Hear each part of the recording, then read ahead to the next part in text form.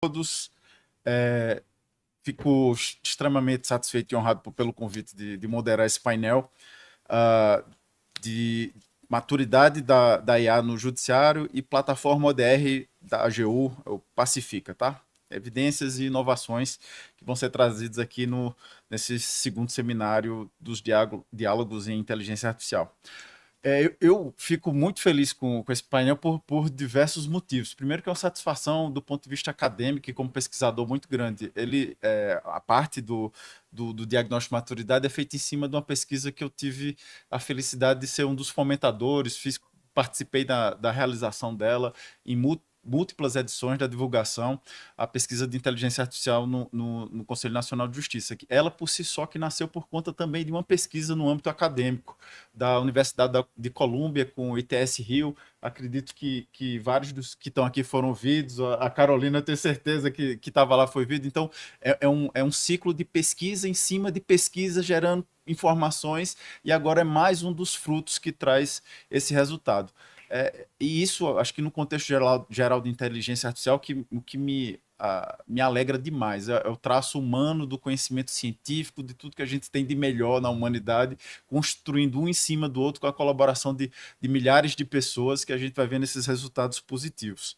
O próprio sistema Pacifica da AGU também pode ser indicado nesse contexto como um sistema que é de desenvolvimento colaborativo, com colaboração interinstitucional, com fomento à inovação, que é justamente essa parte do que tem de melhor dentro do serviço público e das soluções que a gente traz tanto para a iniciativa privada quanto para a pública, e a construção do sistema de ODR, de solução de disputas online, que é essencial, tanto dentro do direito brasileiro, mas mundo afora, para dar solução para demandas de massa e demandas de grande volume. Então, esse painel, para mim, traz o que tem de mais empolgante dentro da área da pesquisa, do uso da inteligência artificial, e eu fico feliz demais de poder convidar e apresentar quem está aqui hoje para tratar do assunto, tá? Então, hoje a gente vai começar com a Fernanda. Ela vai apresentar primeiro Pacifica e na sequência, o Ricardo. Vou fazer a breve leitura do seu currículo. A Fernanda é doutora em Direito pela Universidade de São Paulo, mestre em Direito pela Universidade de Edimburgo, instrutora da Escola Superior da AGU, pesquisadora da Associação Logarithm e procuradora federal. Fernanda, com a palavra. Olá, pessoal, tudo bem? Muito obrigada, Rafael, pela introdução. É uma alegria estar aqui hoje com vocês, apresentando o nosso núcleo de IA no setor público da Logarithm, né? Que todos nós aqui fazemos parte. Então, eu não vou me alongar, porque eu sei que já está atrasado. E eu costumo falar muito. Você fica de olho aí, puxa minha orelha, tá, Rafael? Se eu passar muito do tempo. Então, vamos lá. Eu vou compartilhar aqui. Muito bem, entire screen. Deixa eu só ver se ele vai, porque eu queria... Also share. Okay. Pronto, acho que vai dar certo. Vocês estão vendo a minha tela, né? Ops. Já começou no final, não dá, né? Vocês estão vendo a minha tela? Eu não consigo ver vocês, então vocês têm que falar. Estamos vendo, Fê. Então vamos lá, pessoal. Como o Rafael já falou, eu vou falar um pouquinho sobre a ODR na AGU, né? Online Dispute Resolution, resolução online de conflitos, tá? E a Pacifica, que é a nossa plataforma super recém-lançada, como um vetor de transformação de solução de conflito na advocacia pública. Então, eu vou falar um pouquinho sobre um contexto. Da onde surgiu a Pacifica? Por que a gente resolveu fazer esse projeto? Enfim, onde a gente está hoje, né? Essa era de transição que a gente está vivendo, assim. E depois eu vou falar um pouquinho do contexto dentro da PGF, na AGU, né? O que a ODR, como ela entra dentro desse contexto, e aí, finalmente, vamos chegar na Pacifica. Eu vou tentar passar bem rapidinho esses 3 primeiros itens, porque eu sei o que interessa mais é o último. Então, eu só queria contextualizar que, assim, a gente hoje vive... A gente tem essas eras evolutivas, pedagógicas, vamos dizer assim, né? Da revolução industrial e social. Elas não têm exatamente a mesma temporariedade, vamos dizer assim, mas eu queria já trazer de início para vocês uma reflexão de para onde estamos indo, tá? Então, a indústria 5.0 e a sociedade 5.0 é algo que a gente quer chegar, tá? Então, hoje a gente vive na sociedade da informação, com a IA, com a internet, com a internet das coisas, com VR, com tudo isso. E a gente está na era social, que é das as sociedades superinteligentes, né? Então, e para onde que a gente quer ir? A Alemanha fez essa proposta de indústria 5.0 alguns anos atrás, que é justamente porque até então a gente só queria produzir mais de uma maneira mais eficiente, né? E a partir de agora, a gente começa a ver a limitação do nosso próprio planeta. Então, a gente começa a pensar no desenvolvimento sustentável da indústria e voltado para o bem do ser humano, né? Então, a gente começa a ter uma visão mais ampliada, vamos dizer assim, dessa transformação. E a mesma coisa na sociedade 5.0.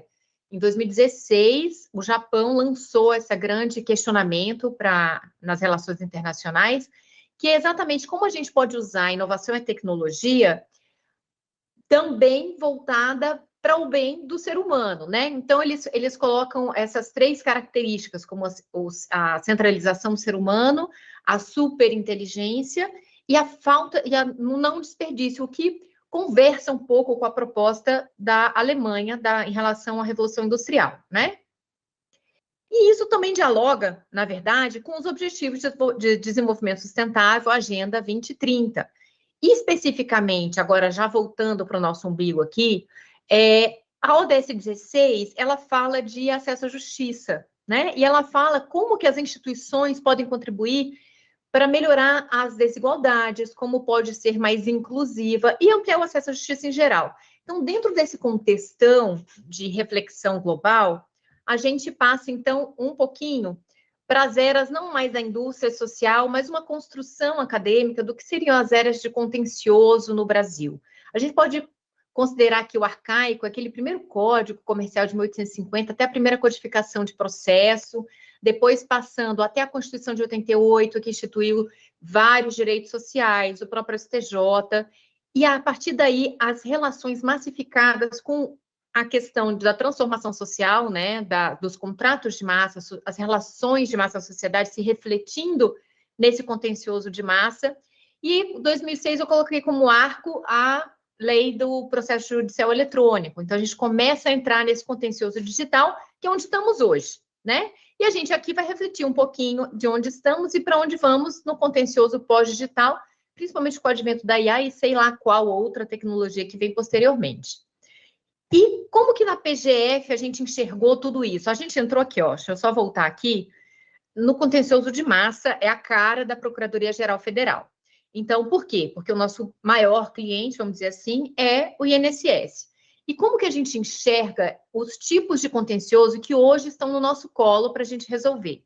A gente vê que o procurador, o advogado público em geral, eu falo da PGF, mas acho que isso se aplica a todos aos advogados públicos, a gente ainda tem muito resquício daquele contencioso de sobrevivência, que é aquele apagador de incêndio. Então, o processo está ali, não posso perder o prazo, eu tenho que atuar naquele processo da melhor maneira possível, eu pego a orientação superior de como eu devo atuar de fora, então, de fora do sistema onde eu estou atuando, só para vocês entenderem o que é o exógeno, né?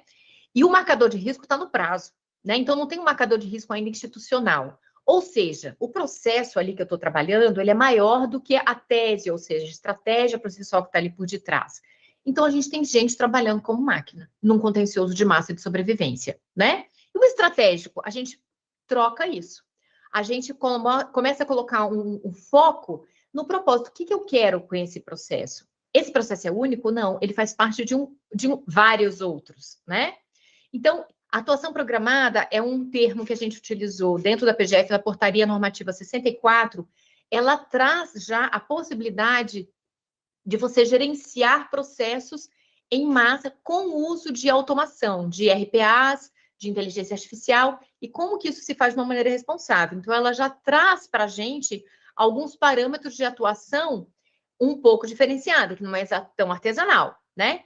E dentro do nosso sistema SAPES, que eu vou falar daqui a pouquinho, a gente tem toda a orientação. Então, as orientações, elas já estão dentro dos modelos e das teses que a gente usa dentro do próprio sistema que eu estou trabalhando e que tem integração com o Poder Judiciário.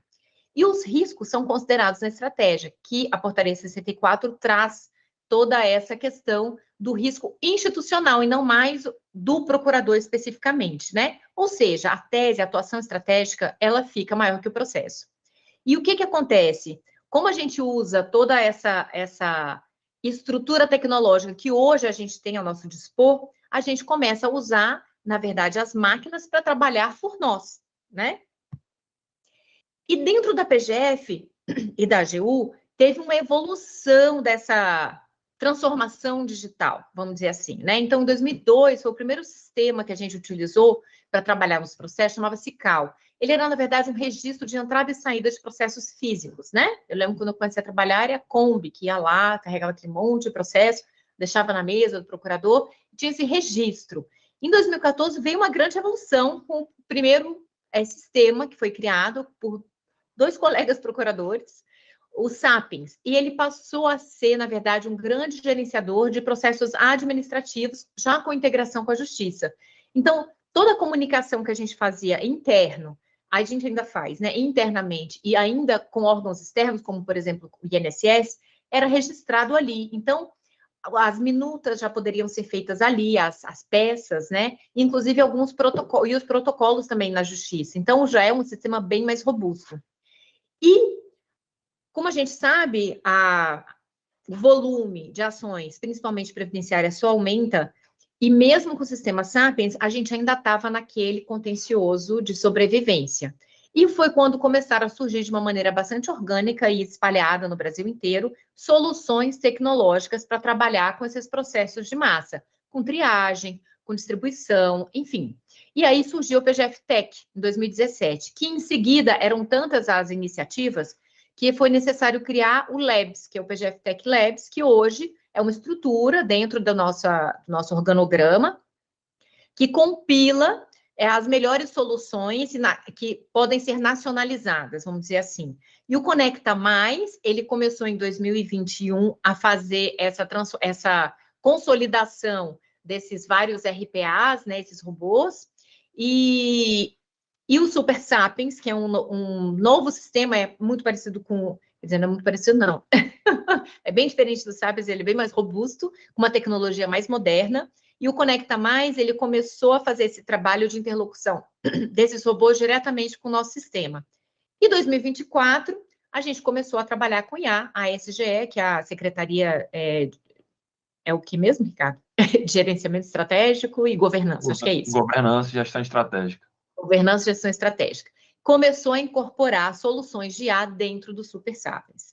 Então, é mais ou menos o panorama de evolução tecnológica. Mas é só? Não. A gente também tem que inovar em fluxos de trabalho, né? Então, para a gente passar para aquele contencioso estratégico, dentro da PGF, por exemplo, a gente começou a desterritorialização da nossa atuação em 2014, se não me engano. Foram as primeiras equipes de trabalho remoto. Então, a gente racionaliza a maneira com que a gente trabalha também. Então, hoje a distribuição é mais equânime de trabalho. Os robôs que são utilizados, que são tem esses vários que estão aí, tem mais. E hoje já, dentro desse sistema mais robusto, que é o Conecta Mais, ajudam a triagem, a distribuição. E como a gente está rodando tudo dentro do Super Sapiens, a gente consegue o quê? Um grande data lake, que a gente consegue extrair dados para daí sim tomar decisões estratégicas dentro do nosso contencioso com mais assertividade. Então, a gente também todo um trabalho de painéis de gestão, tanto de pessoas quanto de processos, né? Hoje rodando na casa. E quais são os tipos de litigância que a gente, a partir de toda essa transformação digital, essa percepção do papel nosso, né, como advogado público, tem soluções diferentes que a gente pode utilizar naquele contencioso estratégico, né? Então, o Adler é um colega nosso, que agora saiu da AGU, ele falava em 3 tipos de litigância, que normalmente o procurador se depara. A normativa, que são aquelas teses jurídicas que vão ser discutidas, e elas vão até o Supremo mesmo, porque a gente precisa de uma definição e um debate amplo para definir aquela tese jurídica.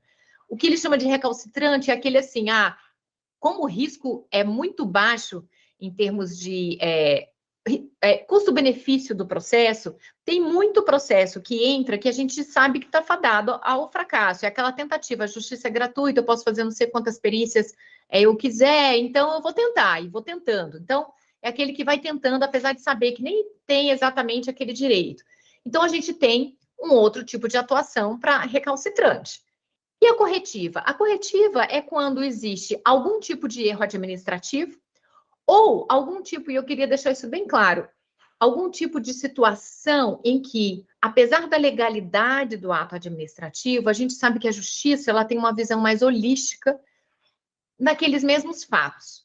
E ela, de alguma maneira, incorpora essa visão mais diferenciada, vamos dizer assim, da estrita legalidade, com a visão mais ampla ali daquele processo, daquele caso, daqueles fatos, e a gente analisa dentro da procuradoria a chance de sucesso judicial. Então, na corretiva, o que acontece? Qual é a melhor estratégia? A melhor estratégia, na verdade, é você fazer um acordo, você terminar com aquele processo o mais rápido possível, garantir o direito àquele cidadão e economizar com o prolongamento no tempo infinito daquele caso. E aí que entra a ODR.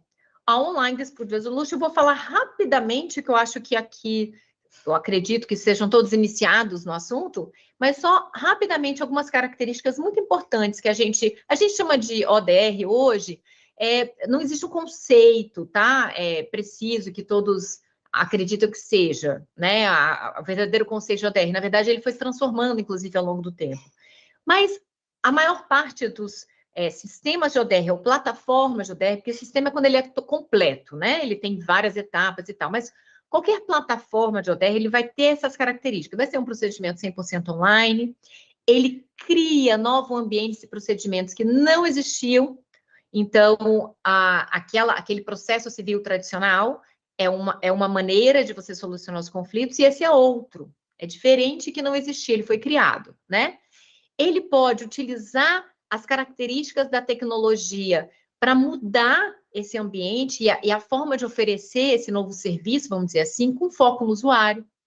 Então, a gente tem toda uma questão de coleta e análise de dados constante para não apenas resolver de maneira mais eficaz aquela disputa, mas para gerenciar melhor, conter a escalada daquele conflito e, com aqueles dados e o futuro monitoramento daquela plataforma, entender a causa raiz e prevenir novos conflitos.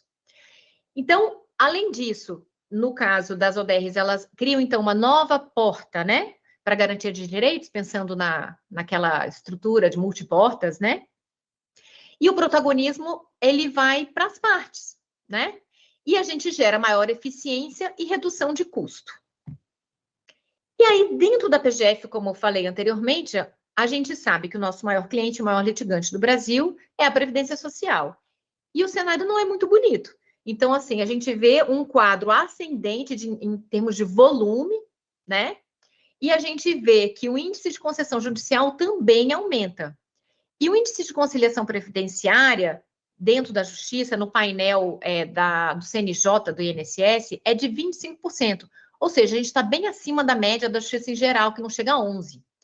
Então, é meio claro que a gente deveria fazer alguma coisa com isso. Então, a gente resolveu trazer a mesma análise que a gente fazia dentro da Justiça para fora dela. Porque a gente prescinde disso. E criou-se, então, a Pacifica. Então, o que é a Pacifica? Ela é uma plataforma, então, esse é o nome, tá? Plataforma de autocomposição imediata e final de conflitos administrativos.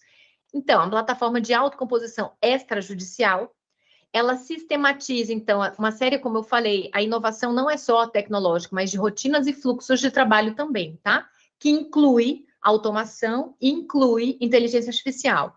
E é uma ferramenta que auxilia o procurador na análise dos acordos, mas não basta a gente fazer a análise. O cumprimento também tem que ser automatizado, né? Então, o que acontece? A Pacifica, o projeto inicial, acho que está aqui, ainda não.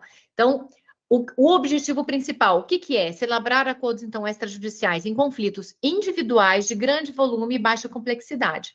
Essa autorização de fazer acordos extrajudiciais em conflitos individuais já existe desde a Lei de Mediação de 2015, mas a gente ainda não tinha maturidade tecnológica, como eu falei aqui, é do início ao fim, para poder cumprir esse acordo também em grandes volumes, porque no fundo a gente também tem recursos humanos e físicos, né, limitados. Então, agora a gente atingiu essa maturidade, né? E o piloto, de acordo com a portaria da AGU, esqueci o número, que instituiu a Pacífica, falou que vai iniciar com os previdenciários que sejam passíveis de solução consensual conforme normativa e orientação da PGF, ou seja, o mesmo raciocínio que a gente faz ao analisar a ação judicial, a gente vai fazer ao analisar aqui. Os benefícios, eles têm, a Pacífica, ela é um lapso temporal muito específico, ou seja, entre a negativa administrativa e a iniciativa daquela pessoa, daquele segurado, em entrar com a ação judicial. Então, é nesse lapso temporal que a gente se insere, né? E a gente, hoje, em qualquer outro, daqui para frente, outras matérias que venham a entrar na Pacífica, tem que ter a maturidade tecnológica para análise do caso e cumprimento do acordo. Então, o piloto que a gente resolveu fazer foi o salário maternidade rural. E a gente vai começar esse piloto, foi lançada a plataforma no último dia 10 de setembro, eu tive a honra de estar lá, foi emocionante.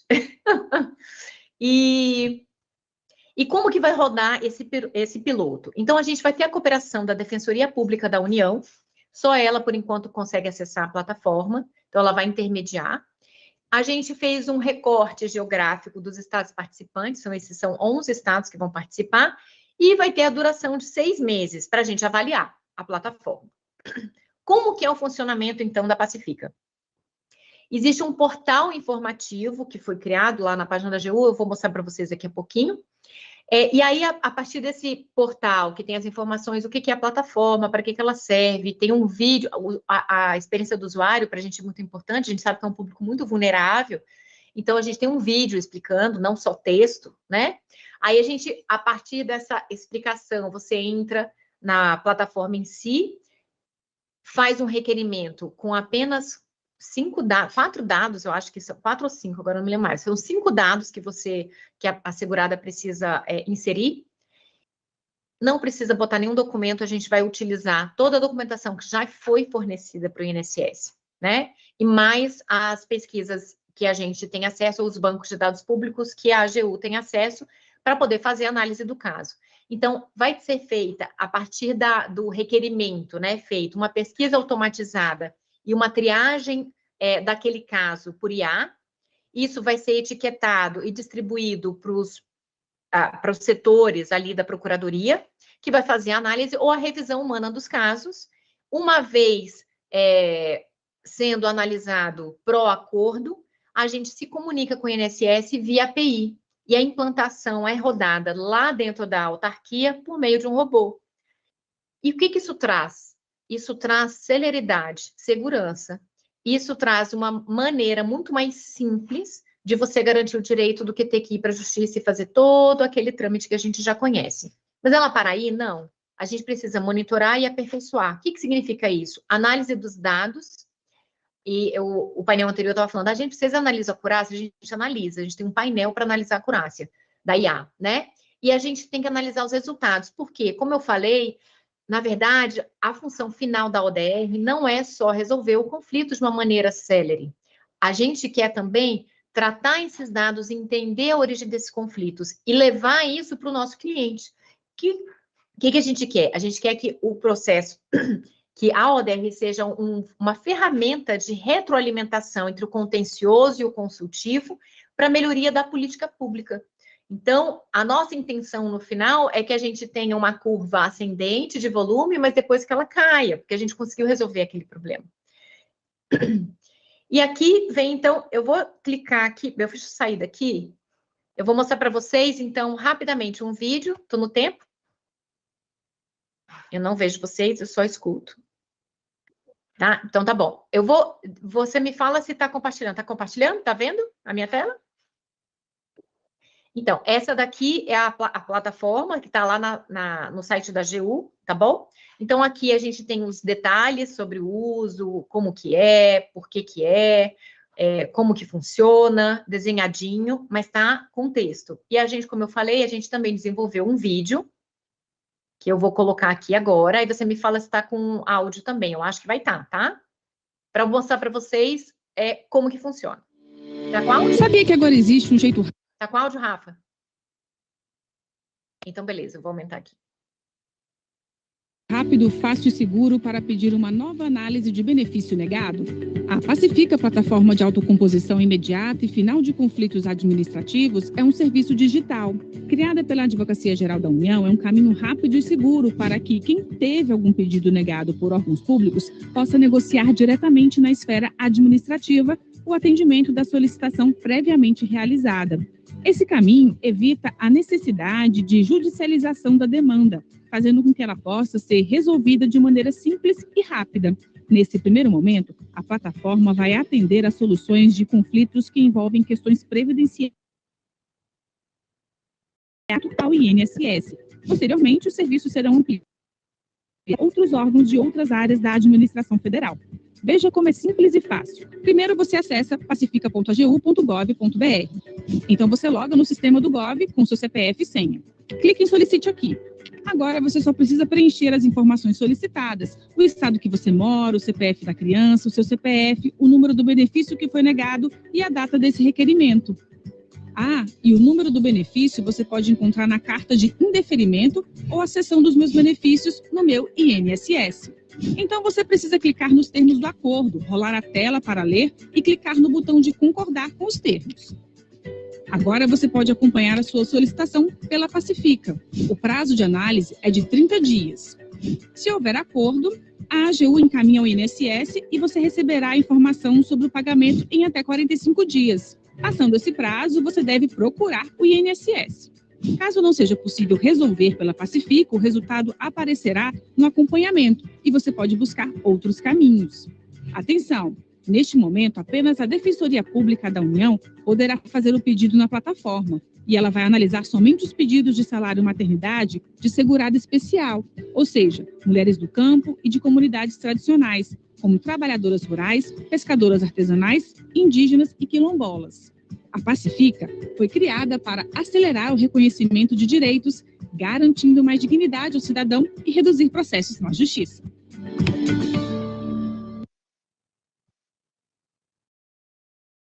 Muito bem, deixa eu voltar aqui. Então, essa é a plataforma, como ela vai operar. E qual é o potencial de impacto aí dessa plataforma? Já me falaram para não usar essa expressão, potencial de impacto, ser um termo econômico. Mas qual é o potencial na plataforma? Só para vocês terem uma ideia, só no ano passado, 2024, a PGF celebrou mais de 78 mil acordos, só nos 11 estados que vão fazer parte do piloto, nos casos de salário maternidade rural. Lembra que eu falei para vocês? O índice de acordo na justiça em geral é menos de 11%, o índice de acordo previdenciário é 25%, e desses casos é 40%. E tem mais. Há 5 anos atrás, ou seja, de 2020 para 2025, o crescimento dos novos casos mensais passaram de 3 mil para 20 mil por mês a mais. Ou seja, existe uma espiral de crescimento, que se a gente não utilizar os recursos que a gente tem à nossa disposição, aonde vamos parar, né? A gente não vai dar conta, vamos dizer assim. Então, existe um potencial de impacto gigantesco. E aí, eu queria mostrar outro videozinho para vocês, ver se tá com som também, Rafa, só me fala. Tá com som? Então, beleza. E eu queria mostrar para vocês as primeiras impactadas que a gente já tem durante os testes da plataforma em produção.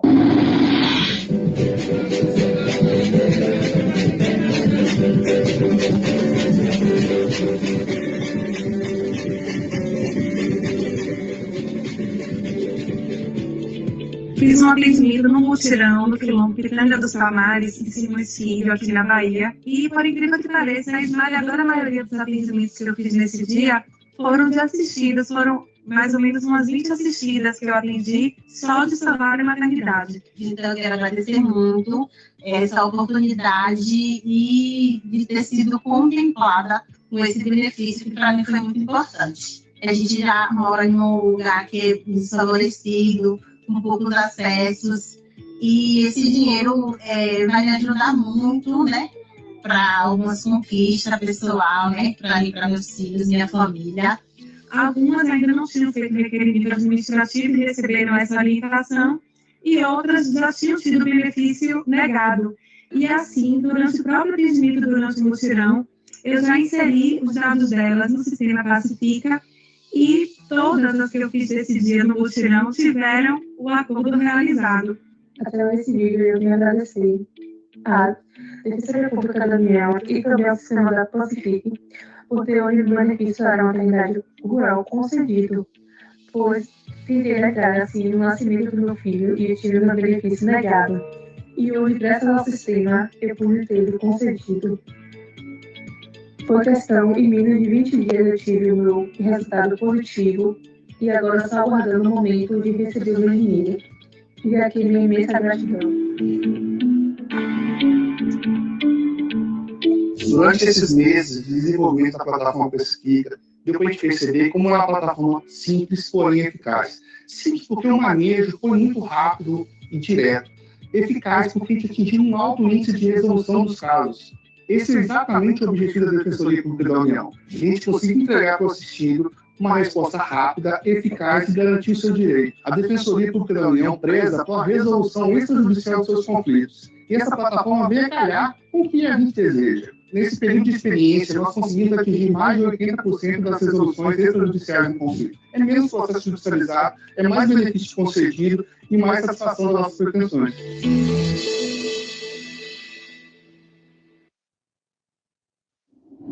Opa! Como eu passo? Assim. Muito bem, então era mais ou menos isso que eu queria mostrar para vocês hoje. O nosso engenheiro de prompt está aqui, ele vai falar em seguida, então as dúvidas que vocês tiverem na construção tecnológica da plataforma, vocês vão poder fazer no final. E eu queria trazer essa reflexão para vocês, que eu acho que o que o futuro nos revela, a partir desse momento em que a gente tem a plataforma hoje entregando um serviço para o cidadão, contribuindo para a desjudicialização da justiça, que são os principais objetivos, né, da plataforma. A gente escolheu exatamente aquela população mais vulnerável, que ali são as quilombolas, as rurais, pescador artesanal, enfim, as indígenas, né, no norte do país, como vocês viram ali, a maior parte é norte e nordeste do país. Então, veja, a gente está voltando para aquela reflexão lá inicial. Como que a gente consegue, então, usar a tecnologia que está à disposição, a IA, para poder fazer algum serviço e mudar, inovar a maneira de trabalhar, voltado para o ser humano, contribuindo para o bem dos cidadãos, né? Então, essa é o fechamento do pensamento que eu queria fazer com vocês desde eu comecei a minha fala. E o futuro que nos resta, não sabemos, né? A gente antes tinha homens trabalhando como máquinas, depois máquinas trabalhando como homens, e acho que no futuro, em breve, a gente vai ter homens e máquinas trabalhando juntos. Eu acabei de ler esse livro aqui, do Richard Susskind, dá para ver aí?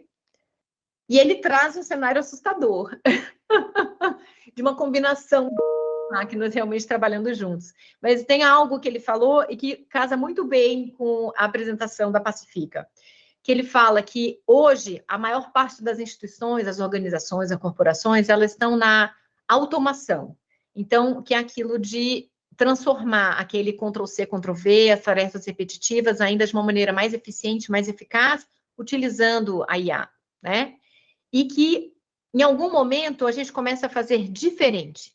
A gente começa a usar a IA para fazer o novo, inovar. Então, da automação, a gente passa para a inovação. E eu acho que a Pacifica, ela entra neste momento. Mas que, no futuro, o que a gente quer, no final das contas, é eliminar. Então, é a fase da eliminação daquele problema que tanta gente está tentando, está botando energia para resolver. E que é mais ou menos o ciclo, né, da ODR que a gente quer estabelecer. Então, que é a prevenção daquele conflito, que é a origem do problema. Acho que era isso que eu tinha para falar para vocês hoje. Muito obrigada. Fernanda, os sistemas de conciliação online são uma ferramenta utilizada mundo afora para evitar a atuação jurisdicional. No Brasil, a gente tem um enfoque muito grande nessa entrega de forma direta, até resguardada pela própria Constituição. Mas essa visão de que muitas das demandas não precisam chegar ao judiciário e podem ser reconhecidas e efetivadas de maneira concreta e automatizada, como está sendo feito pelo Projeto Pacifica, me parece não só um passo na direção certa, mas é essencial para o que a gente tem pela frente. É a forma correta, de fato, de utilizar IA e concretizar direitos. Fernanda, obrigado. Agora, passando a palavra para o Ricardo, que vai falar da metodologia de construção do índice de maturidade da inteligência artificial no judiciário, desenvolvida no âmbito da pesquisa do núcleo de IA no setor público, da Logarithm. Eu vou ler o currículo dele e passar a palavra de forma imediata. O Ricardo, ele é doutor em Direito pela Universidade Federal de Pernambuco, pesquisador da Associação Logarithm, procurador federal junto à Coordenação Geral de Inteligência Artificial e Gestão de Conhecimento da AGU, como a Fernanda bem disse. Ricardo, com a palavra. Um bom final de tarde para vocês. Eu agradeço muito a apresentação, Rafa, e é uma alegria muito grande também participar desse evento aqui, em especial ouvir a colega, né, Fernanda, que digamos assim, uma das idealizadoras do projeto da Pacifica. Eu faço parte do grupo também, mas a Fernanda realmente é a grande idealizadora e, posteriormente, por provocação, ela pode contar essa historiazinha para vocês, tá? Mas vamos começar aqui. Eu creio que minha tela já está compartilhada. Poderia confirmar aí, Rafa? Perfeito. Vamos conversar um pouco hoje sobre o tema maturidade da IA no Poder Judiciário. E a ideia é a gente apresentar aqui uma proposta de mensuração dessa maturidade no Poder Judiciário, tá? Enfim, mas a primeira pergunta, né, é o que é propriamente maturidade, né? O termo maturidade, em projetos de inteligência artificial, o termo maturidade propriamente dito, né, ele lembra muito aquela ideia nossa que nós temos de passar de uma fase... enfim, um percurso, né, que leva da infância até o amadurecimento, até a entrada na fase adulta, né? E essa ideia intuitiva que a gente tem de maturidade, né, de se tornar adulto, se tornar maduro, né? Essa ideia aqui pode ser utilizada, né, com as devidas adequações aqui para a avaliação de projetos de uma maneira geral, né? E, enfim, a avaliação do estágio evolutivo de organizações.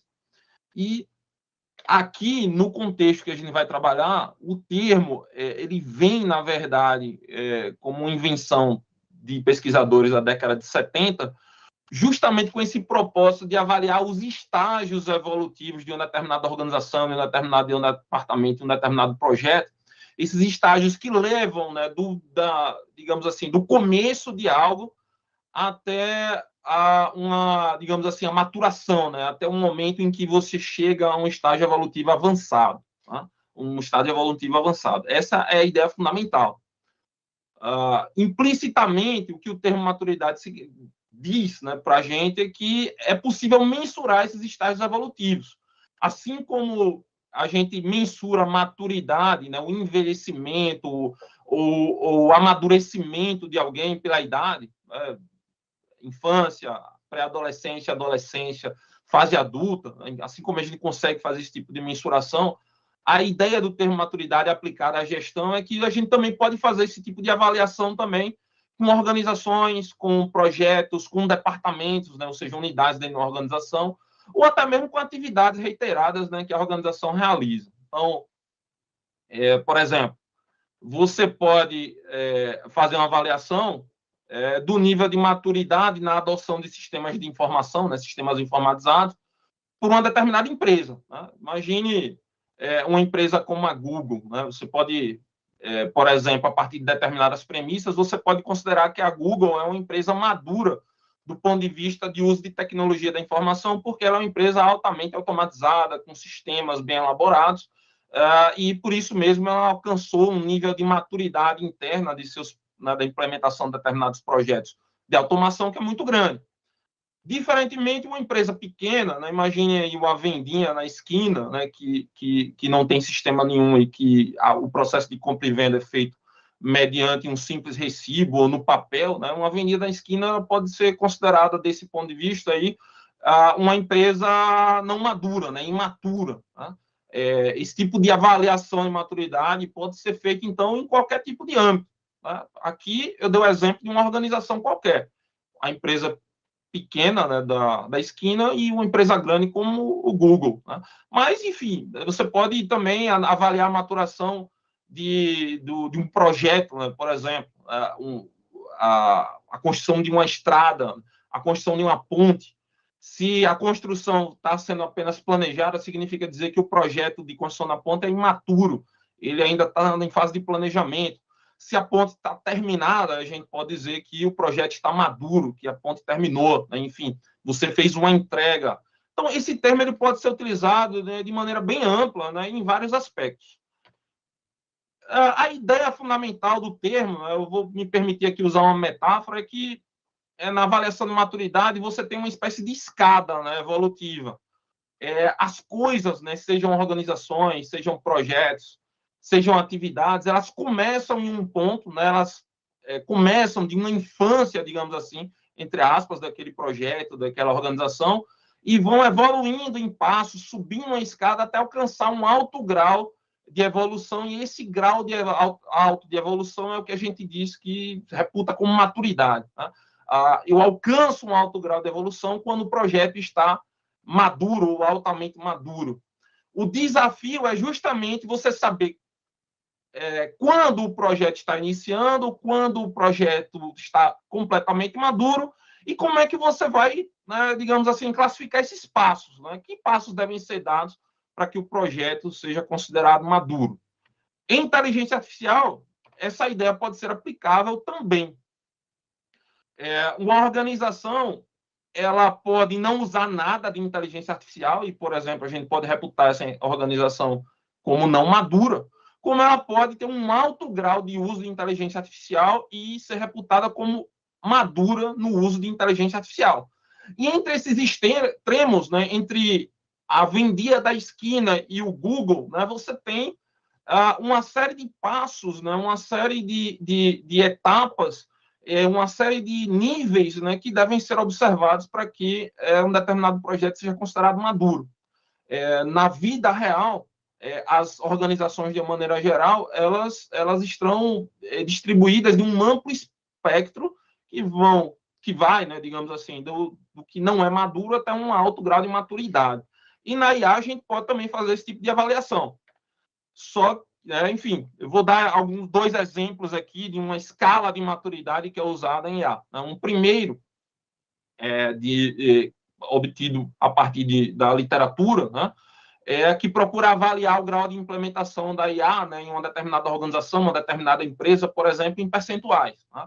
Então, os autores aí desse estudo, eles tentaram rotular, né, eles tentaram criar uma classificação do grau de maturidade a partir de uma escala em percentual. Tá? Então, eu tenho 0 a 20%, 20 a 40%, 40 a 60%, 60 a 80%, 80 a 100%.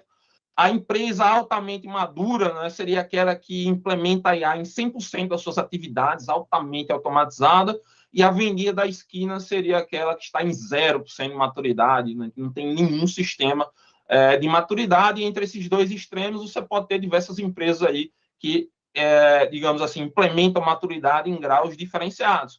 Isso é um possível padrão de classificação de maturidade. Você pode ter um outro tipo de padrão também, ao invés de escalas quantitativas, né, de 0 a 20%, 20 a 40%, você pode ter classificações.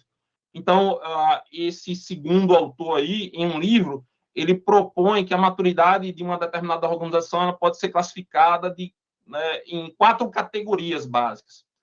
A organização ela pode não ter qualquer tipo de sistema de informação, e nesse caso a organização será considerada como não algorítmica. Né? Então, o exemplo da organização não algorítmica aí seria a nossa vendinha da esquina, que não tem sistema nenhum. E assim como você poderia ter uma organização super inteligente, né? Que isso aí é só uma teoria, né? Que seria aquela organização que usa inteligência artificial geral, que ainda não existe, né? Basicamente é uma teoria, né? A ideia é que a organização utilizaria sistemas tão inteligentes que esses sistemas representariam ou simulariam perfeitamente a cognição humana.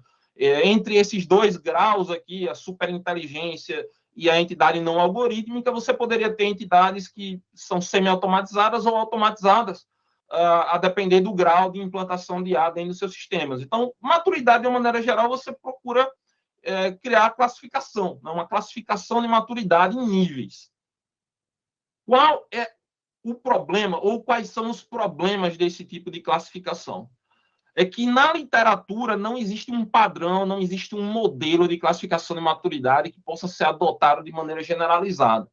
Revisões sistemáticas de literatura nesse tema chegaram à conclusão, na verdade, que há muito pouca uniformidade e, a depender da área que está sendo avaliada em termos de maturidade, você tem critérios absolutamente distintos em várias categorias. Desde critérios muito simples até critérios altamente complexos. A consequência prática disso é que também você não tem uma teoria sobre como avaliar maturidade em geral ou em inteligência artificial. Não há uma teoria que possa orientar esse tipo de processo de avaliação. Razão pela qual é uma tarefa extremamente difícil a gente avaliar a maturidade dos projetos de inteligência artificial dentro do Poder Judiciário e, de uma maneira geral, avaliar a maturidade dentro de determinado órgão do Poder Judiciário, como o Tribunal de Justiça do Mato Grosso, o Supremo Tribunal Federal, enfim, os tribunais regionais eleitorais. É muito difícil você fazer esse tipo de avaliação. Enfim, do ponto de vista prático, a gente não tem nem parâmetros objetivos para indicar o que é um sistema imaturo. Né? Intuitivamente, a gente pode chegar à conclusão de que um sistema completamente imaturo é um sistema que não tem nada de inteligência artificial, mas um sistema também, a gente pode criar outros critérios, né, de imaturidade, que são uns sistemas que podem não ter nada de inteligência artificial, ou podem ter alguma coisa de inteligência artificial, mas nada muito sofisticado. Tá? E a gente não tem um critério objetivo para essa caracterização do que é ser imaturo, não tem. É possível discutir esses critérios. Nós não temos um padrão objetivo também do que é um sistema altamente maduro. Nós não temos.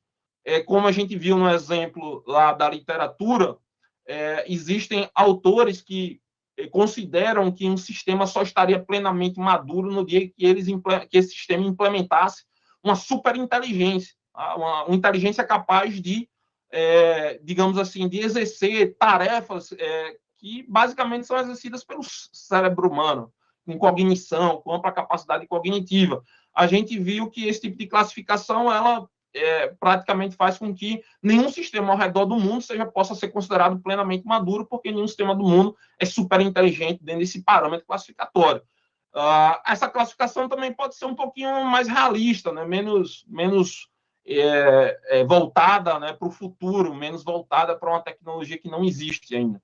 Ela pode dizer que um sistema é maduro se ele for altamente, né, automatizado. Enfim, há variações com relação a isso e há variações também com relação aos passos que você pode ter para chegar a um sistema maduro. Né? Quantos passos, quantos níveis uma organização, um projeto, ele precisa percorrer para que a gente chegue a um sistema plenamente maduro? Essas três perguntas não são fáceis de responder e a literatura não dá respostas aí para essas três perguntas. Tá? Então, que alternativa a gente teria diante disso? Bom, a alternativa que a gente vislumbrou aqui, na ausência de um padrão para avaliação de maturidade do uso da IA no Poder Judiciário, é se voltar para dados, né? Deixar que os dados falem por si mesmos, entre aspas. Tá? O Conselho Nacional de Justiça, ele, desde 2021, ele publica uma série de painéis sobre projetos de inteligência artificial no Poder Judiciário. E, especificamente, na semana passada, né, na terça-feira, foi divulgada aí na rede social, houve uma divulgação no Instagram da última versão desse painel, o painel de 2024, que pode ser simplesmente acessado por meio de um clique. Tá? Algo que você pode clicar nesse painel e esse painel vai lhe dar acesso a uma série de planilhas. Essas planilhas existem para esses anos aí, E, no caso de nossa pesquisa, né, o nosso foco será os anos de 2022, 2023 e 2024, porque são os anos que possuem dados que possibilitam que a gente analise efetivamente esses níveis de maturidade. Se você clicar numa planilha, você vai nesse link aí, você vai ter contato com uma determinada planilha, e essa planilha do STJ permite que você veja dados sobre cada projeto de IA mapeado pelo CNJ ao redor do Brasil. Então, nesse primeiro exemplo aqui, nessa primeira linha, eu tenho o projeto Zeus, e ao lado do projeto Zeus, aí você vai ter vários dados sobre esse projeto Zeus, né? Particularmente, eu tenho aí um dado relevante para a gente, que é o estágio de andamento do projeto. De 2022 até 2024, o CNJ tem algumas perguntas relativas a esse estágio de andamento. Se o projeto foi só concebido, imaginado, né? Se ele está numa fase de planejamento, ou se esse projeto está em andamento, né? Está em desenvolvimento, ou se houve o término da execução desse projeto, com implantação, enfim. Existem dados interessantes sobre esse estágio do projeto, e, particularmente, se a gente quer avaliar a maturidade, é importante a gente trabalhar com esse dado do estágio do projeto. Então, essa é uma informação que, basicamente, a gente vai utilizar na pesquisa para tentar avaliar a maturidade. Outra informação relevante dos painéis dos últimos 3 anos é o tamanho da equipe envolvida nesse projeto. Existem tribunais que usam uma quantidade maior de pessoas no desenvolvimento desse projeto, na programação desse projeto, e a gente tem muito interesse em entender o quanto isso impacta a evolução do projeto, né? O quanto isso impacta, digamos assim, a capacidade do tribunal de fazer uma entrega de um projeto, né? Um projeto realmente que tenha sido executado e, nesse sentido, quanto isso impacta a maturidade, de uma maneira geral, do tribunal para, digamos assim, fazer essa entrega do projeto, entregar um projeto plenamente executado. Com base nessas duas informações, a evolução do projeto e o grau de investimento que se tem em capital humano, né, o grau de investimento nas pessoas, o quanto o tribunal dedica pessoas específicas para trabalhar em cima desse projeto, a gente criou 2 indicadores para avaliar o estágio do projeto de IA e o grau de dedicação da equipe. Criamos 2 indicadores. Esses indicadores funcionam como um indicador qualquer que você vê na literatura, né, como expectativa de vida ao nascer, taxa de escolaridade da população adulta, enfim, proporção de pobres. São indicadores que você usa, assim como existem indicadores econômicos, indicadores no mercado de trabalho, né, por exemplo, indicadores sociais, ambientais e por aí vai. A gente está usando basicamente 2 indicadores que podem ser capturados, né, e mensurados a partir desses painéis. Esses 2 indicadores são o estágio do projeto de IA e o grau de dedicação da equipe de IA. E, por meio de algumas técnicas estatísticas, nós pegamos esses 2 indicadores e transformamos esses 2 indicadores em um indicador só, que nós chamamos de índice de maturidade do projeto de inteligência artificial, que basicamente é uma tentativa de a gente mensurar o quão o projeto está avançado e o quanto de mão de obra, o quanto de capital humano a entidade, né, no caso o tribunal ou o conselho, investe nesse projeto para que as coisas saiam do papel, para que as coisas deem certo. Tá?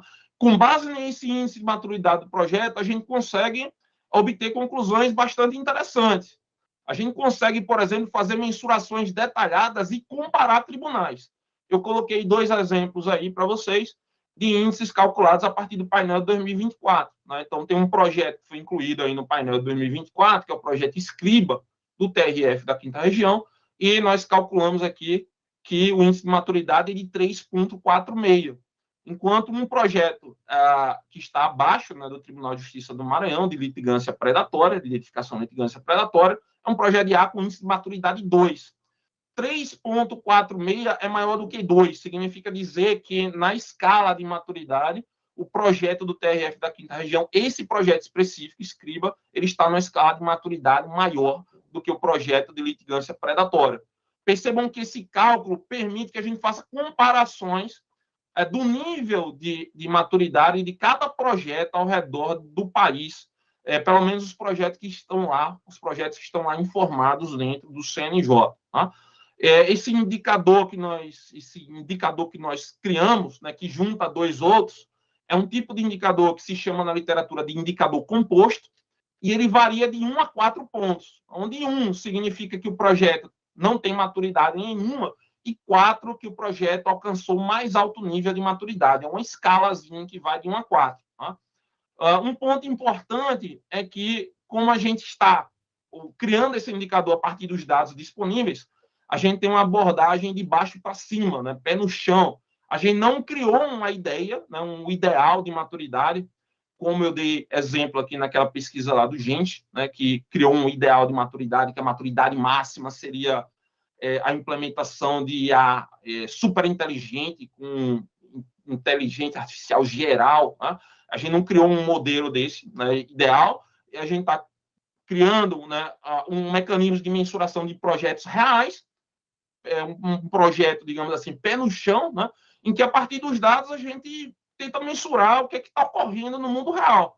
Por essa razão, a gente tem um modelo aí descritivo, a gente não é prescritivo, a gente não procura criar um modelo ideal, a gente está mais ou menos descrevendo os dados, só que é uma descrição que não é uma descrição simples dos dados. Não é uma descrição básica dos dados, é uma descrição com maior granularidade. Granularidade é um termo técnico que normalmente a gente usa para designar o detalhe, dados detalhados.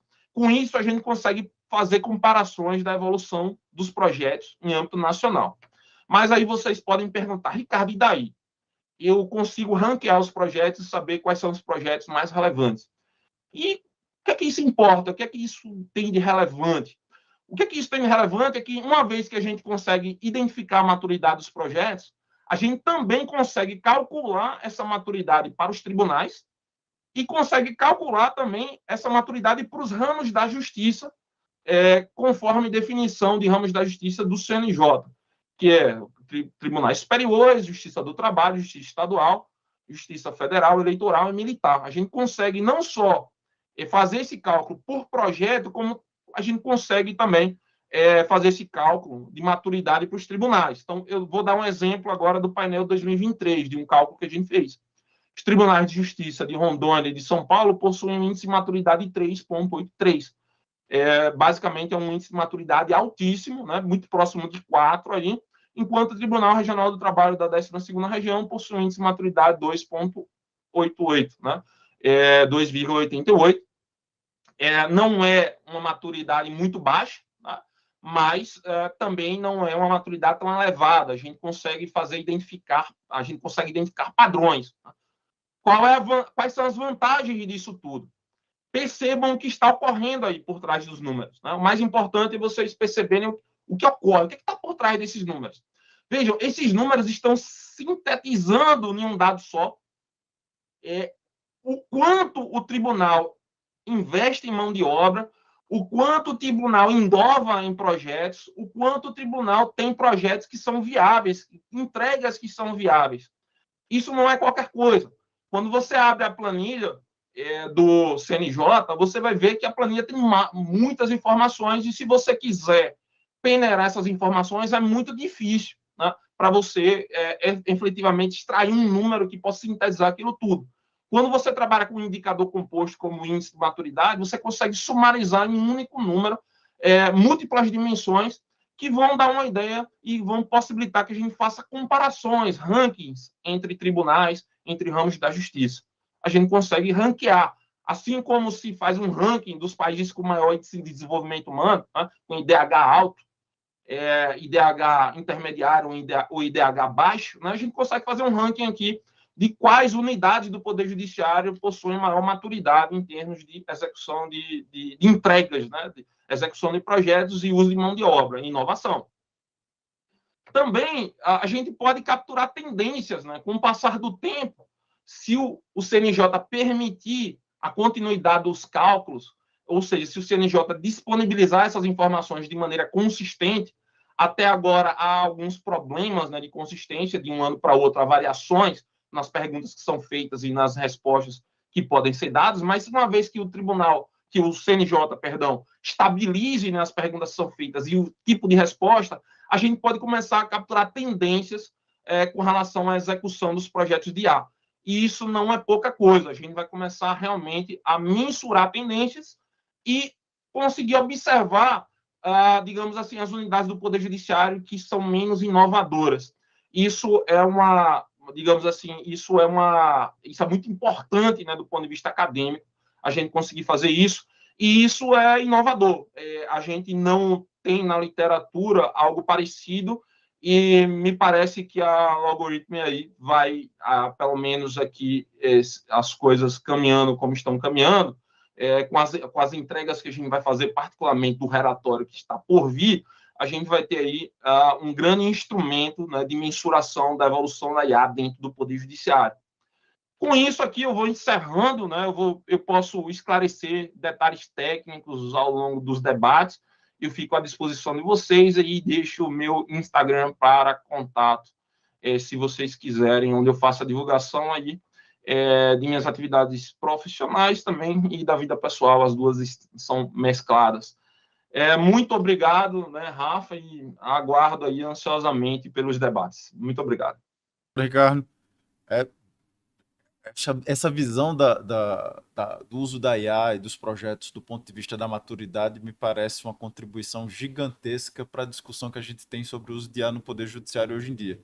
Veja só, o próprio projeto de resolução do Conselho Nacional de Justiça não focou em maturidade. Até talvez assim implicitamente você possa ver alguma indicação de maturidade com relação à capacitação, mas o grande objeto de discussão tem sido essa preocupação com risco, alegar onde é que não se pode utilizar, mas quando se para pensar em tecnologia, discussão de risco ela é inócua, porque é inerente ao uso de qualquer tecnologia a existência de um risco. Já se discute a maturidade do uso da tecnologia, que é o ponto central. Então, essa proposta do relatório e do objeto de pesquisa aqui me parece uma indicação e um passo na direção correta. O que a gente quer não é uma tecnologia que não traga risco, porque isso é uma impossibilidade nos próprios termos. Mas a gente buscar um uso de tecnologia que seja maduro, que traga os resultados. Então, qualquer tecnologia que a gente imaginar, até das primeiras possíveis, imaginar fogo, bronze, ferro, aço, vapor, eletricidade, informação, como a gente tem, todas elas trouxeram riscos gigantescos, inclusive de destruição em massa. Mas quando o uso é maduro, os benefícios que são trazidos para a sociedade são de fato gigantescos. E para discutir isso agora e debater, vou convidar a Caroline Talk. Vou ler o seu currículo. Ela é mestre em Direito Público pela UERJ, doutoranda pela USP e visiting scholar na Columbia Law School e juíza federal no Rio de Janeiro. Com a palavra, Caroline. Muito obrigada, Rafael. Rafa, né, meu amigo, o Rafa está sempre atuante nesses projetos de inteligência artificial, eu aprendo muito com ele já há muitos anos. Ele, para quem não conhece, ele é também programador, né, Rafa, um autodidata nessa parte de tecnologia. Então, para a gente do Judiciário, é um orgulho muito grande ter alguém como ele participando de iniciativas como essa, porque é alguém que entende verdadeiramente da parte técnica desse assunto, né? A gente às vezes vê muita gente só do direito, né, Rafa, discutindo, e aí, como o Rafa falou, às vezes focam, por exemplo, só na questão dos riscos, e na parte mais prática acaba ficando de lado. Então, é sempre um orgulho ver o doutor Rafael, participando de debates como esse.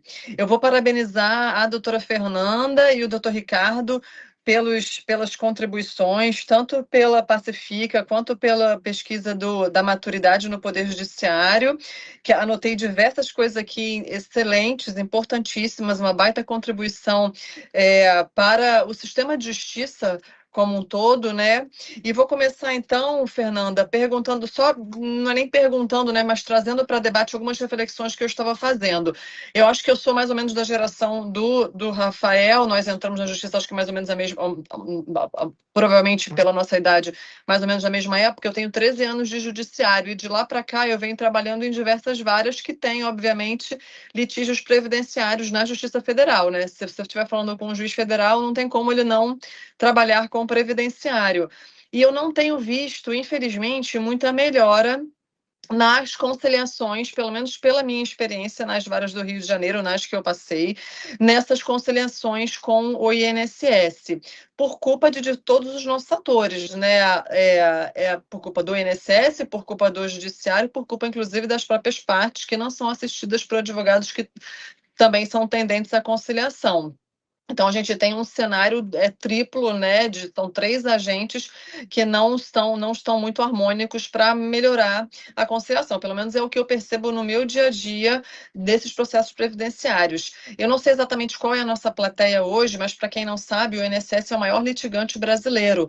Todos os dias, segundo os números da AGU, esses números eram de uns 3 anos atrás, eu imagino que não tenha mudado muito, todos os dias são ajuizadas 7.000 novas ações previdenciárias no Brasil inteiro contra o INSS. Então, quer dizer, hoje, ao final do dia, foram ajuizadas 7.000 novas ações contra o INSS no Brasil inteiro. Não tem como a gente trabalhar num cenário como esse, trazendo resultados positivos. Claro que vai ter morosidade, claro que vai ter dificuldade de implementar os benefícios, como a gente sabe, apesar de todos os esforços que a AGU e o INSS têm adotado.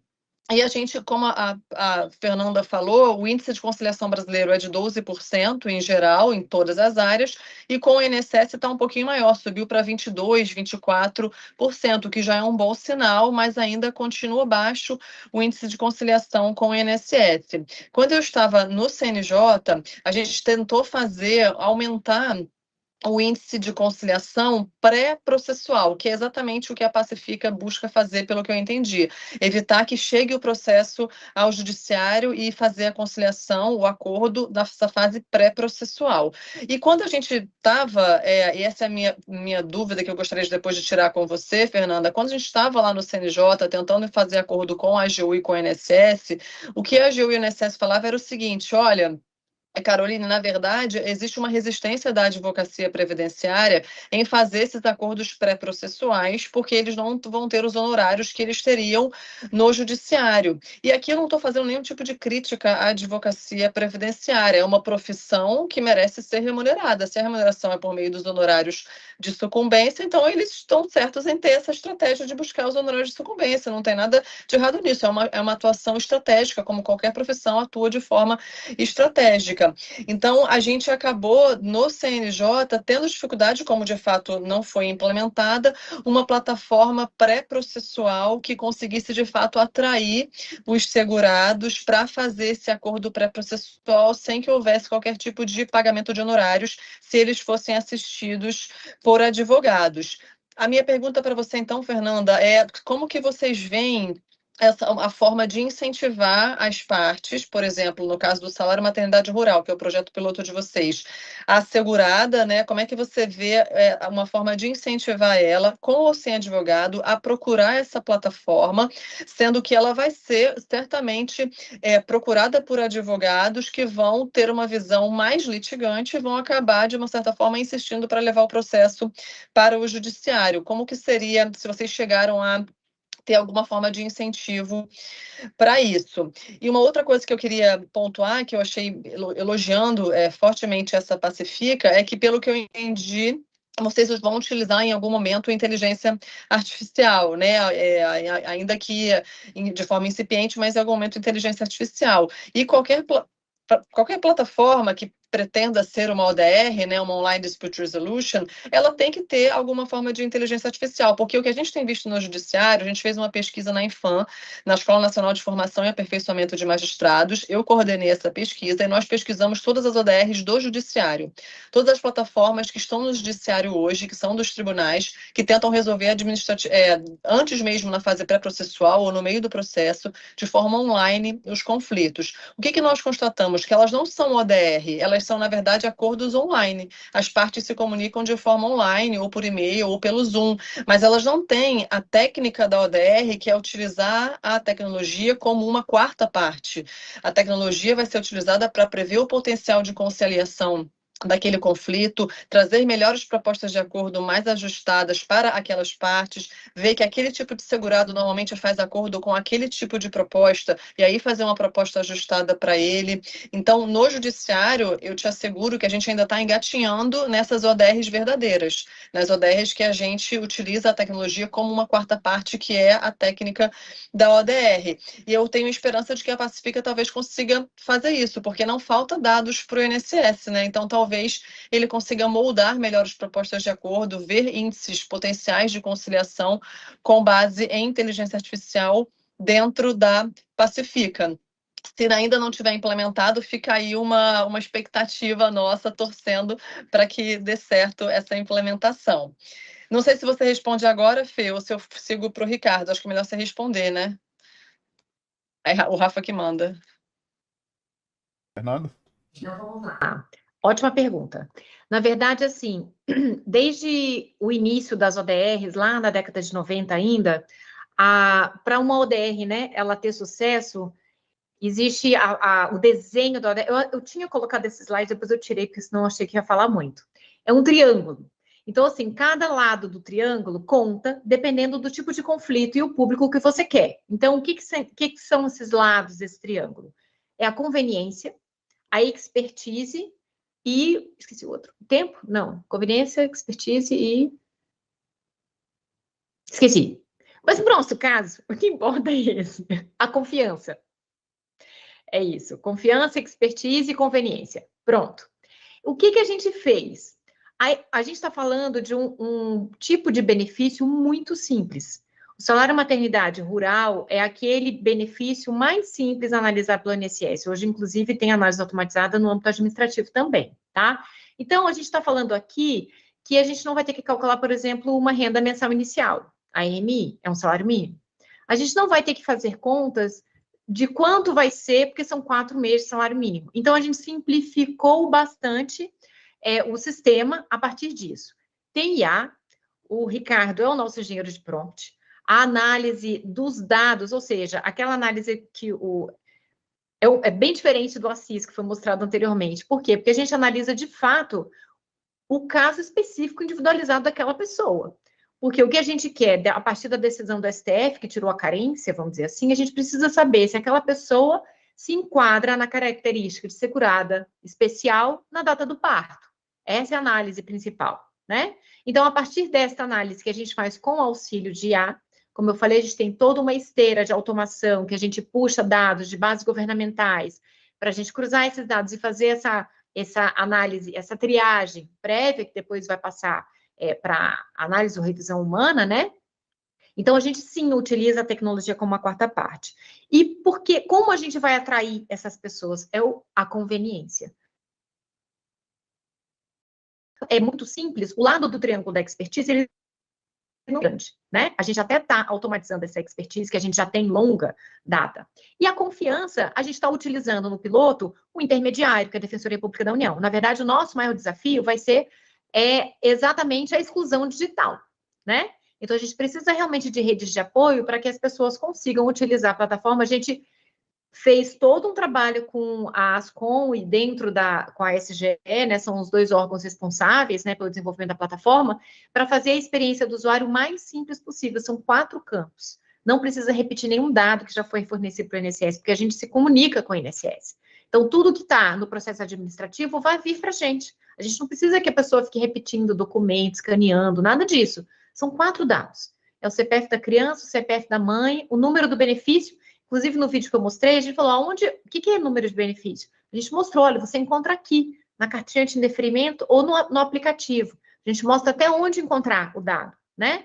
E qual era o outro? Aí, o CEP, porque, na verdade, o Estado, porque a gente tem a questão o corte geográfico no piloto. Então, como a gente mostrou, a gente vai dar 100% daquele benefício, então, os 4 meses, né? No GEF, na verdade, a maior parte desses processos, eles já são tramitados dentro da Justiça, no Juizado Especial Federal, que também não tem honorários, não precisa nem de advogado. Então, não tem uma grande diferença em relação a isso, em termos de engajamento, vamos dizer assim, porque não é honorários judiciais que vai fazer alguma diferença, porque já não tem nos juizados, né? Então, a gente acredita que, na verdade, o lado maior do nosso triângulo é a conveniência. Hoje em dia, um processo desse demora de 1 a 2 anos para ser julgado na justiça. Você viu a moça falando, em 20 dias ela está com o benefício implantado. A gente acha que a gente colocou um colchãozinho, 30 dias de análise, 45 de implantação, é um colchãozaço, na verdade. A gente tem visto nos testes iniciais que vai ser um tempo muito mais curto do que esse. Então, o nosso lado do triângulo para atrair as pessoas até ali é a conveniência. A mãe ainda vai estar amamentando essa criança quando ela receber esse benefício. Ela não já vai estar com o segundo filho. Então, essa é o grande chamariz, vamos dizer assim. E os nossos parceiros, Poder Judiciário, porque a gente está tirando da justiça aquilo que não precisa estar lá. Né? Então, a gente vai contribuir também para a desjudicialização desses conflitos. E isso já é uma política pública, Carol, há muitos anos existente na AGU. Então, a gente tem a portaria desde 2017, que fala das conciliações. A gente tem a lei da mediação de 2015, tem toda uma política pública de desjudicialização, de desistência recursal, aquela advocacia pública, vamos recorrer até o fim, não existe há muito tempo, pelo contrário. Hoje, para você tem que justificar por que você está recorrendo. Você tem que justificar por que você está andando com aquele processo para frente. Então, assim, dentro da AGU, isso é uma política consolidada. E o que a gente está fazendo é inovando e antecipando essa atuação de forma a melhorar a experiência para todo mundo. Na verdade, todo mundo ganha. A AGU ganha, o Estado brasileiro ganha, o cidadão ganha, o Poder Judiciário ganha, não tem perdas. Né? Então, a gente acredita realmente que vai ser um novo serviço que vai trazer um impacto, e assim, para o público mais vulnerável que a gente tem. Essa interlocução hoje com a Defensoria Pública é muito relevante, até para a gente avaliar o sistema e melhorar mesmo, né, o serviço, vamos dizer assim. Respondi? Excelente, Fê. Carolina, acho que agora é a vez da pergunta para o Ricardo, que inclusive acho que pode falar, pelo que a Fernanda falou, pode nos falar também sobre a parte de IA da ferramenta. Né? Fala muito não.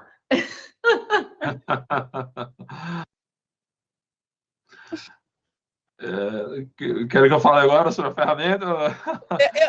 Eu vou perguntar, então, aí você responde de IA junto com a, né, para não tomar o tempo do pessoal, bem, e depois o Rafa fala. Estou com medo de tomar o tempo do Rafa de falar. Sim. Ricardo, como o Rafa falou, doutor Rafael, né, vou ser mais protocolar, como o doutor Rafael falou, é muito raro ver esse tipo de pesquisa. Eu realmente também fiquei, assim, surpresa e feliz de ver, eu não conhecia essa pesquisa.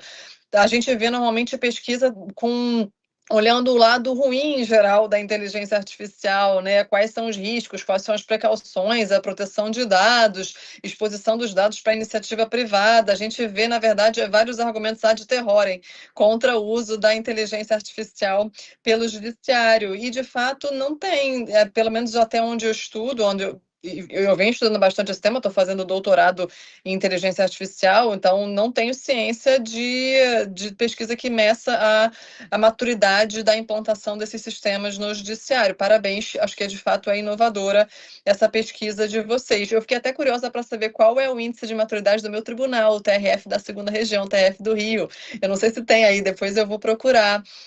Agora, nós temos uma ferramenta chamada Apoia, que é de inteligência, que permite o uso da inteligência artificial generativa, e ela tem, e aí eu vou trazer agora a minha contribuição, pergunta, né, a minha reflexão sobre a sua pesquisa.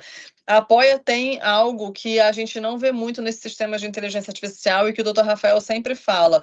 A Apoia é colaborativa, ela é escalável, e a gente não vê isso muito nos demais sistemas de inteligência artificial. Essa pesquisa do CNJ mesmo que você mostrou, que eu acho que são cerca de 70 sistemas, né, algo assim, já não me lembro mais os números exatos, são menos de 100 sistemas de inteligência artificial no judiciário como um todo. Eu acho que ela nem conta, também já conta, né, o IA generativa, pelo que eu vi que você falou.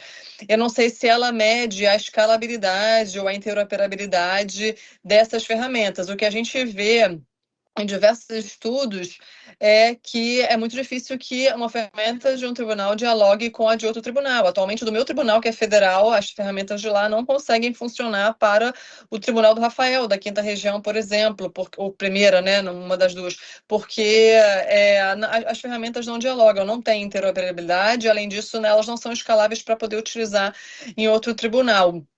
Então, isso é algo que a gente buscou dentro do nosso tribunal com a Apoia, essa plataforma de inteligência artificial generativa.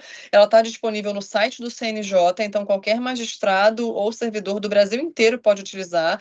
Nós temos mais de 10 mil usuários no Brasil ativos, desde o TJ do Acre até o TJ do Rio Grande do Sul, passando pelo TRT de Rondônia. Então, a gente tem realmente usuários dos mais diversos tribunais em razão da nossa ferramenta ser colaborativa, ela estar aberta para receber prompts, né, as instruções específicas para processos de qualquer pessoa que venha colocar, inserir os seus prompts ali. Tem um banco de prompts aberto para isso. Por que que a gente acha, por que que eu achei importante destacar esse ponto da colaboração?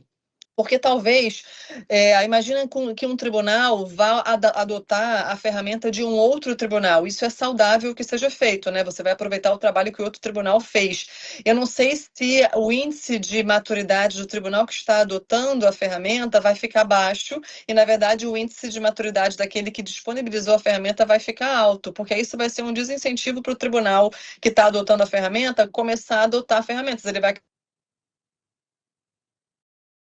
o que ele faz hoje, que é desenvolver ferramentas. Então, vocês estão me vendo? Parece que saiu aqui para mim. Não, então, né? Sim, sim. Então, tá. Então, a minha pergunta é o seguinte: existe uma concorrência saudável entre os tribunais, de fato, e que eles querem cada um desenvolver os seus sistemas de inteligência artificial, e com isso existe um baixo incentivo para eles compartilhar o que a gente vê na prática, independentemente de estudos. Minha pergunta é se o índice de maturidade dos tribunais vai incluir, para pontuar a favor da maturidade, a escalabilidade ou a interoperabilidade dessas ferramentas, porque o tribunal que adote uma ferramenta vinda de outro tribunal não fica com um índice de interoperabilidade, um índice de maturidade baixo, né, para que ele tenha um incentivo para pegar ferramentas de outros tribunais, aproveitando a experiência do outro tribunal. É isso, doutor Ricardo. Obrigado, doutora Caroline. Vamos lá. Inicialmente, a gente discutiu no grupo de pesquisa a possibilidade de a gente tentar pontuar projetos que tenham sido compartilhados, né, ao redor do Brasil entre os diferentes órgãos do Poder Judiciário, né? A ideia era o seguinte: se o tribunal tiver um projeto que foi, né, assim, consagrado, né, teoricamente ele teria uma maturidade mais alta, porque a consagração desse projeto sinalizaria uma maturidade mais alta do projeto, né? O que aconteceu do ponto de vista prático? Quando nós fomos rodar os dados, a gente viu que, se a gente incluísse uma pontuação para esses projetos compartilhados, alguns tribunais que só têm um tipo de projeto, que são justamente aqueles projetos que foram compartilhados com ele, eles terminariam tendo uma pontuação muito mais alta do que tribunais que fazem um grande investimento em tecnologia, né? Enfim, não são, digamos assim, não recebem o devido reconhecimento pelo índice de maturidade. A gente começou a ver algumas distorções, né?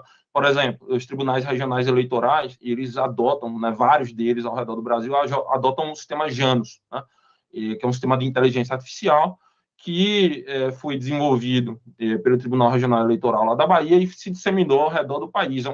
Enfim, é uma grande iniciativa do TRE da Bahia, e esses tribunais, né, adotam esse sistema. Quando a gente fez a tentativa de pontuar melhor esse sistema, o uso dos Janus, a gente viu que as distorções eram gigantes em termos de maturidade e que a gente estava pesando muito, né, o índice de maturidade a favor de tribunais que só têm um projeto, né? Então, a gente resolveu excluir, né, esse tipo de pontuação, e há uma ideia, né, que a gente precisa maturar de tentar pontuar o desenvolvedor original desse projeto. No caso, pontuar, por exemplo, o Tribunal Regional Eleitoral da Bahia, e não os tribunais propriamente que adotam, para a gente pontuar alguém que conseguiu desenvolver esse projeto de maneira mais madura. O problema é que os painéis do CNJ eles não apresentam essa informação e a gente não tem como rastrear esses desenvolvedores. Em alguns casos, a descrição do projeto, né, ela, digamos assim, ela indica a influência, né, original, né? Então, tem tribunal que vai adotar um projeto que foi inspirado no Atos, no Berna, né? Então, às vezes, você consegue rastrear, mas isso não é comum, né? E, por enquanto, a gente não tem dados suficientes para a gente fazer esse tipo de análise, né? Com certeza, se esses painéis do CNJ amadurecerem, né? Se eles tiverem perguntas mais previsíveis, conseguirem rastrear isso aí, vai ser possível a gente aferir maturidade também pontuando esses tribunais desenvolvedores. Por hora, não. Então, assim, em suma, a gente não está prejudicando esses tribunais que estão adotando esses projetos. Eles só tendem a receber uma pontuação menor do que os tribunais que foram mais inovadores. Os tribunais que têm uma carteira de projetos maior porque a ideia é natural, né? A ideia é que se ele tem vários projetos, né, e ele consegue tocar esses projetos de maneira adequada, terminar, implementar, ele está sendo mais inovador, ele precisa ser pontuado por isso, e o índice de maturidade que está sendo desenvolvido, né, pela equipe de inteligência artificial no poder público está levando em consideração isso aí.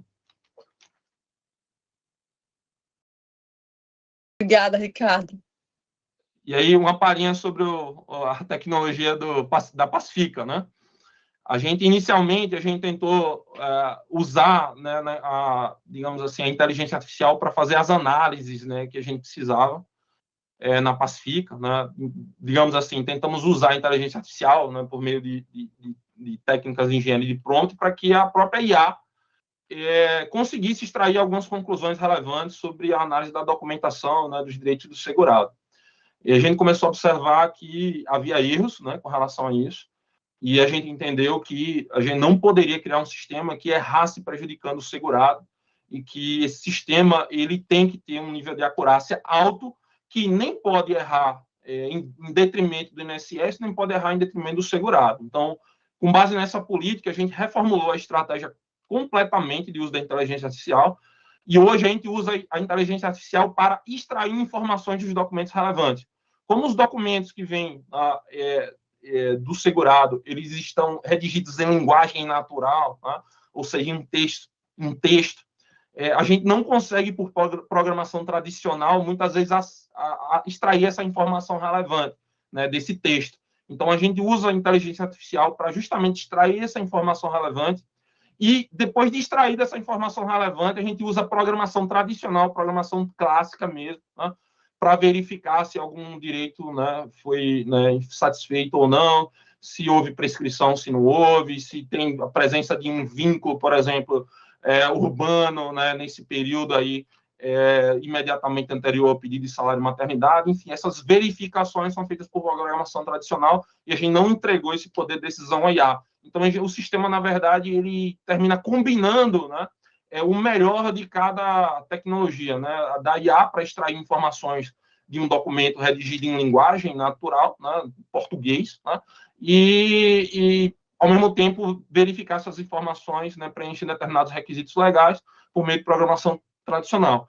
Afora isso, né, a gente mensura os erros, né, eventualmente existentes, e, por enquanto, no projeto piloto, né, a gente não tem data ainda, uma data específica, cabal, para expandir isso, mas, por enquanto, no projeto piloto, esses processos estão passando por revisão humana, né? Cada análise da IA e por verificação de programação tradicional está passando por revisão de um procurador, e, enfim, a ideia é que a gente realmente consiga construir um sistema com uma acurácia muito boa e que possa oferecer um serviço maravilhoso aí para o cidadão, especialmente para as pessoas mais vulneráveis.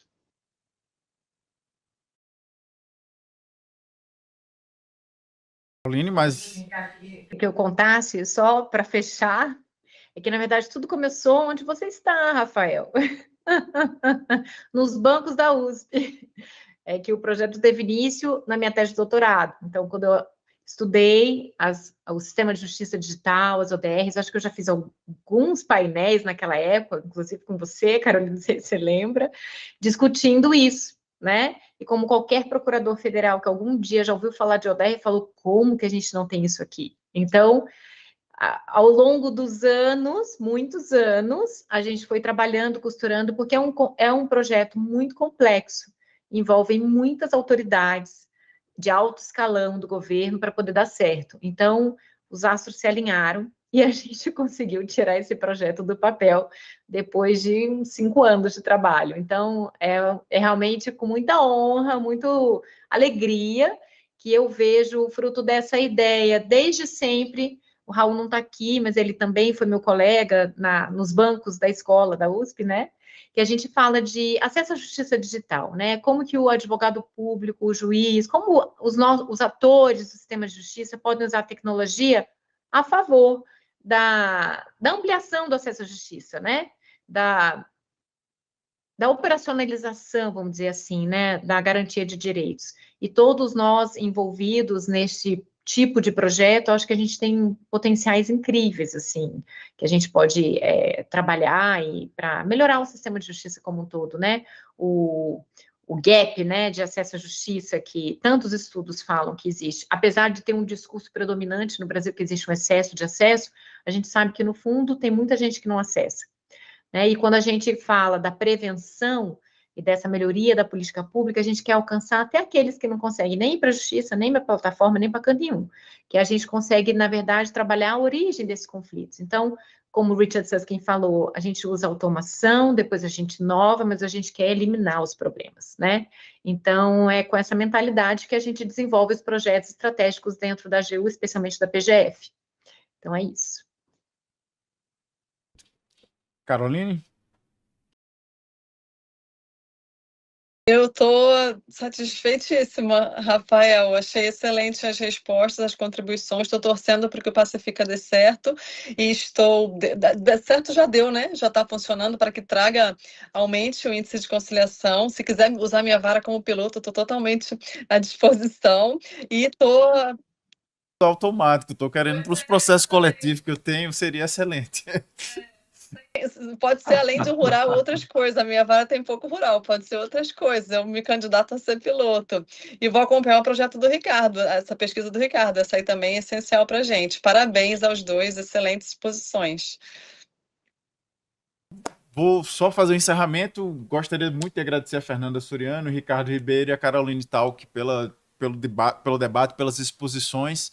A Fernanda falou agora que nasceu na academia. Acho que a academia é fundamental, essa interação entre a academia e o poder público, o uso da pesquisa para se extrair informação, criando esse ciclo produtivo, principalmente dentro da área jurídica, para a gente não ser só uma área do conhecimento que só problematiza, só que identifica erros, mas sim que como uma ferramenta de construção de soluções, que evita demandas e que traz uma indicação de marcadores como esse de maturidade que empurra a gente para avançar no uso de novas soluções. Então, agradeço demais pela exposição de vocês, agradeço a todo mundo que ficou até aqui agora assistindo e encerro os trabalhos. Obrigado.